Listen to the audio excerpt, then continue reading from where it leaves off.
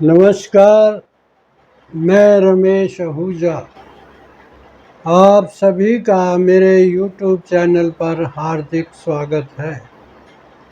दोस्तों, आज हम राहु केतु के राशि परिवर्तन की बात करेंगे। ये राशि परिवर्तन 18 मई 2025 को हो चुका है। मुझे वीडियो बनाने में कुछ विलम्ब हुआ, उसके लिए मैं आपसे क्षमा चाहता हूँ। अब राहु का राशि परिवर्तन कुंभ राशि पर यानी एक्वेरियस साइन पर और केतु का राशि परिवर्तन सिंह राशि यानी लियो साइन पर हो चुका है। अब इस राशि परिवर्तन का कुंभ लगन के जातकों पर या एक्वेरियस साइन या एसेंडेंट के नेटिव्स पर कैसा होने जा रहा है, उसके बारे में मैं विश्लेषण करना चाहता हूँ।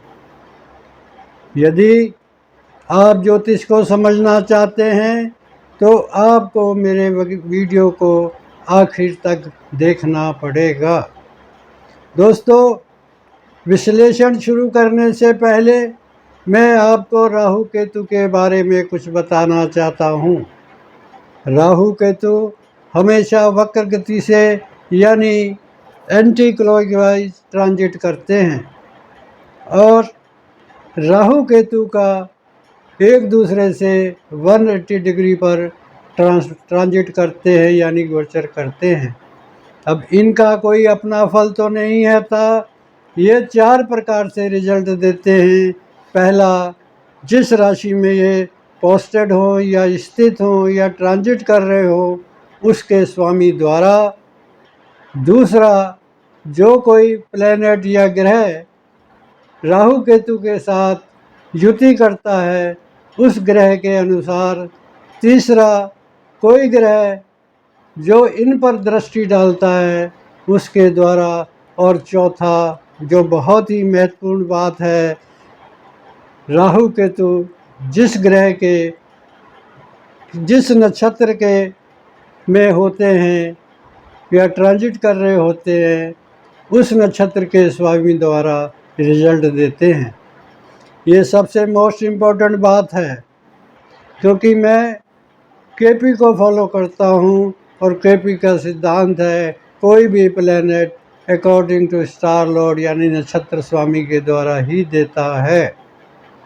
तो दोस्तों, विश्लेषण शुरू करने से पहले मैं आपसे करबद्ध विनती करना चाहता हूँ, यदि अभी तक आपने मेरे चैनल को सब्सक्राइब नहीं किया है तो प्लीज़ मेरे चैनल को सब्सक्राइब करें और मेरे वीडियो को अंत तक अवश्य देखें।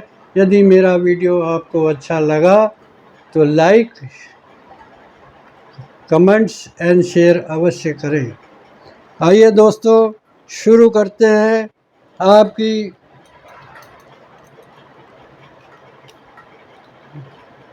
कुंडली में आपके फर्स्ट हाउस में राहु 18 मई 2025 को आ चुके हैं। ये राहु आपको माला माल करने जा रहे हैं, आपका स्टेटस बढ़ाने जा रहे हैं, आपका लिविंग स्टैंडर्ड बढ़ाना जा रहे हैं, आपको बहुत कुछ देने जा रहे हैं। क्योंकि लगन में जब राहु होता है तो आदमी का व्यक्तित्व, आदमी की पर्सनैलिटी, आदमी के रहने ठहरने का ढंग, आदमी का मान सम्मान बहुत ऊंचा बढ़ जाता है। अब ये राहु, पहले हम राहु की बात कर रहे हैं, केतु की बात में करेंगे। अब ये राहु आपको मान सम्मान कैसे दिलाएंगे, आपका रहना सहने का स्टैंडर्ड कैसे बढ़ाएंगे, आपका सब कुछ कैसे बढ़ाएंगे, तो अकॉर्डिंग टू नक्षत्र लॉर्ड, नक्षत्र स्वामी, इस वक्त राहु जो है वो बृहस्पति के नक्षत्र में ट्रांजिट कर रहे हैं और 22 नवंबर 2025 तक ये बृहस्पति के नक्षत्र में रहेंगे। यहाँ पर बृहस्पति आपकी कुंडली में धन और लाभ का मालिक हैं, धन और लाभ के मालिक होकर पंचम में बैठे हुए हैं और ये यहाँ पर 20 जुलाई तक रहेंगे। 20 जुलाई तक ये सेकंड हाउस का रिजल्ट देंगे और फिर 21 जुलाई से ये लाभ हाउस का रिजल्ट देंगे और पंचम में बैठे हुए हैं। तो ये बृहस्पति आपको क्या देने जा रहे हैं? सेकंड का लॉर्ड होकर यहाँ बैठे हैं तो आपका बैंक बैलेंस बढ़ने जा रहा है, आपकी वाणी में सत्यता आने जा रही है और आपके परिवार का में बढ़ोतरी हो सकती है। अब ये बृहस्पति पंचम में बैठा हुआ है तो धन कहाँ से आएगा? यहाँ से आएगा। यहाँ क्या है? संतान से धन आएगा, बुद्धि से धन आएगा और माता से धन आएगा, अचानक धन आएगा, शेयर सट्टा लॉटरी से धन आएगा, किसी एक्टिविटी से, माइंड से जो आप काम करते हैं किसी तरीके के, उससे, कोई सोशल मीडिया से या ड्रामा से या मूवी से या कोई आप कोई रिसर्च का काम करते हैं, माइंड का काम करते हैं, उससे आपका धन यानी बैंक बैलेंस बढ़ेगा और ये परिवार में बढ़ोतरी है तो आपको कोई संतान का भी सुख प्राप्त होगा। जो महिलाएं अभी तक संतान के लिए चाहती हैं और अभी तक कंसीव नहीं कर पाई हैं तो वो उनको कंसीव हो सकता है। अब उसके बाद बृहस्पति जो 21 जुलाई के बाद लाभ हाउस का रिजल्ट देगा और अपने हाउस को देख रहा है तो ये हाउस बहुत बलवान हो गया। एक बात मैं और भूल गया बोलना कि राहु की दृष्टि गुरु पर और गुरु की दृष्टि राहु पर है तो ये बहुत ही अच्छा संयोग है, जिससे राहु आपका बहुत शुभ हो गया। ये राहु आपको मालो माल करने जा रहा है और यहाँ से जब ये हाउस पंचम से जब अपने हाउस को देखेगा, सेकंड का लॉर्ड धन, अचानक धन और लाभ, तो आपको मोटा लाभ होने जा रहा है। आपका बड़े भाई बहनों से प्यार बढ़ेगा, आपका मित्रों से प्यार बढ़ेगा, आपका कोई पॉलिटिक्स कैरियर है तो उसमें बढ़ेगा, आपका मान सम्मान बढ़ेगा। राहु की बृहस्पति की दृष्टि जो है लगन पर पड़ रही है तो आपका स्टेटस, आपका मान सम्मान बहुत अच्छा होने जा रहा है। आप रिलीजियस होने जा रहे हैं, आप सत्य की बात करेंगे, आपका समाज में मान सम्मान होगा। तो ये तो दोस्तों रहा राहु का जुपिटर के नक्षत्र में। वैसे तो राहु 3 नक्षत्रों को क्रॉस करेगा, यहाँ पर मैं सिर्फ बृहस्पति के नक्षत्र की बात करूँगा जो 21 नवंबर 2025 तक रहेगी। उसके बाद राहु अपने नक्षत्र में आ जाएगा और उसके बाद मंगल के नक्षत्र में आएगा। राहु लगभग 1.5 साल एक राशि में ट्रांजिट करते हैं, वो वीडियो मैं अलग बनाऊंगा। अब केतु की बात करते हैं। केतु जो है आपके 7th हाउस में सिंह राशि में ट्रांजिट कर रहे हैं और सूर्य के नक्षत्र में ट्रांजिट कर रहे हैं। वैसे तो केतु जहाँ बैठता है उस स्थान की हानि करता है, उस स्थान से अलग करता है, मगर यहाँ पर केतु सिंह राशि में केतु इस चीज़ का कोई प्रॉब्लम नहीं करता बल्कि शुभ रिजल्ट देता है। केतु 7th हाउस में बैठा हुआ है और 7th हाउस जो होता है वह आपकी स्पाउस का यानी जीवन साथी का होता है, बिजनेस पार्टनर का होता है, विदेशी संबंधों का होता है, प्रत्यक्ष शत्रु का होता है। तो यहाँ से केतु जो है आपको अचानक आपकी पत्नी का आपके स्पाउस का मान सम्मान बढ़ाएगा। आपका कोई बिजनेस पार्टनर से आपका अच्छा कोई रिलेशन बनेगा, आपका व्यापार बढ़ेगा और किसी भी तरीके का कोई एग्रीमेंट करना चाहते हैं वो बढ़ेगा और कोई विदेशी संबंधों से भी आपका रिलेशन बढ़ सकते हैं। अब यह सूर्य जो है वो 4th हाउस में बैठा हुआ है, तो 7th का लॉर्ड होके 4th में बैठा हुआ है, तो आपके स्पाउस को कुछ पावर मिल सकती है, कुछ जॉब में अच्छा हो सकता है, और आपको कोई मकान की डील हो सकती है, कोई आपका वाहन की डील हो सकती है, कोई प्रॉपर्टी की डील हो सकती है, कोई पब्लिक से कोई डील हो सकती है। ये चीज़ें आपको सूर्य यहाँ पर 4th हाउस में देंगे।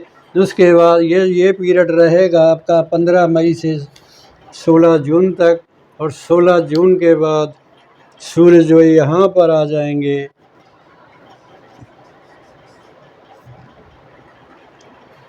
तो ये बड़ी अच्छी पोजीशन में होंगे गुरु और सूर्य के साथ मिलकर।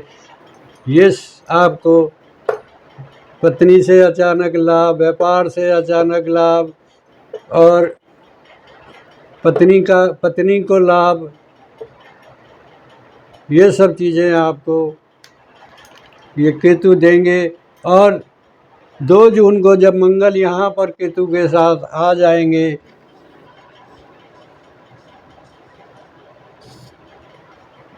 मंगल जो है 3rd हाउस का लॉर्ड होकर यहाँ बैठेगा, तो आपको छोटे भाई बहन द्वारा कुछ लाभ होगा, कोई पड़ोसी के द्वारा कोई डील हो सकती है, कोई कमीशन द्वारा डील हो सकती है, कोई जो आप यूट्यूब वगैरह का काम करते हैं या किसी भी तरीके का काम कर सकते हैं, तो उससे आपको लाभ होना पड़ेगा। मंगल की 4थी दृष्टि 10th हाउस पर पड़ेगी, तो अचानक आपको कोई सरकार से भी शुभ समाचार या अच्छी चीज़ मिल सकती है, पैतृक संपत्ति भी मिल सकती है, और आपका मान सम्मान भी बढ़ सकता है। दोस्तों, इसके बाद एक बात मैं भूल गया, गुरु यहाँ पर 18 अक्टूबर तक रहेगा। 18 अक्टूबर के बाद गुरु जो है आपका 6th हाउस में आ जाएगा, और 22 नवंबर तक ये यहाँ रहेगा। तो आपको धन का इस हाउस का लॉर्ड देगा, तो धन कहाँ से मिलेगा? कर्जे से मिलेगा, किसी मुकदमे से मिलेगा, कोई आपका लिटिगेशन चल रहा है उससे मिलेगा, कोई जॉब से मिलेगा। क्योंकि 6th हाउस में जब जुपिटर होता है तो बड़े से बड़े शत्रु का नाश करता है, कर्जे का नाश करता है, शत्रु का नाश करता है। और यदि आप कोई सरकारी काम में, कोई नौकरी में कोई कंपटीशन दे रहे हैं या आप पढ़ाई कर रहे हैं, तो आपका रिज़ल्ट बहुत अच्छा आने वाला है। दोस्तों, ये एक जनरल प्रेडिक्शन है। यदि आप अपनी अलग से प्रेडिक्शन लेना चाहते हैं तो मेरे इस नंबर पर आप कांटेक्ट कर सकते हैं 8383931788। अब दोस्तों, यदि आपको बृहस्पति की महादशा चल रही है, राहु की महादशा अंतरदशा पर्यंतर चल रही है, या केतु की राहु महादशा अंतरदशा चल रही है, या सूर्य की चल रही है, तो आपको ये रिज़ल्ट अवश्य मिलेंगे। अब ये रिज़ल्ट शुभ और अशुभ दोनों प्रकार के हो सकते हैं। ये डिसाइड करेगा नक्षत्र का उपनक्षत्र। सपोज जैसे राहु बृहस्पति के नक्षत्र में है और बृहस्पति का उपनक्षत्र पॉजिटिव है, तो रिज़ल्ट आपको 100% मिलेंगे, और यदि नेगेटिव है तो आपको अशुभ फल भी प्राप्त हो सकते हैं। अब आप कहोगे ये उपनक्षत्र कहाँ से में आएगा? तो ये ट्रांजिट में जैसे जैसे जुपिटर ट्रांजिट में आगे बढ़ेगा या राहु आगे बढ़ेगा, तो उसका उपनक्षत्र बदलता चला जाएगा। दोस्तों, ईश्वर ने जितना ज्ञान दिया उसके आधार पर मैंने ये विश्लेषण कर दिया है। यदि इस विश्लेषण में कुछ कमी रह गई हो या कोई गलती हो गई हो तो उसके लिए क्षमा का पात्र हूँ। आखिर में आपको बहुत बहुत धन्यवाद और नमस्कार।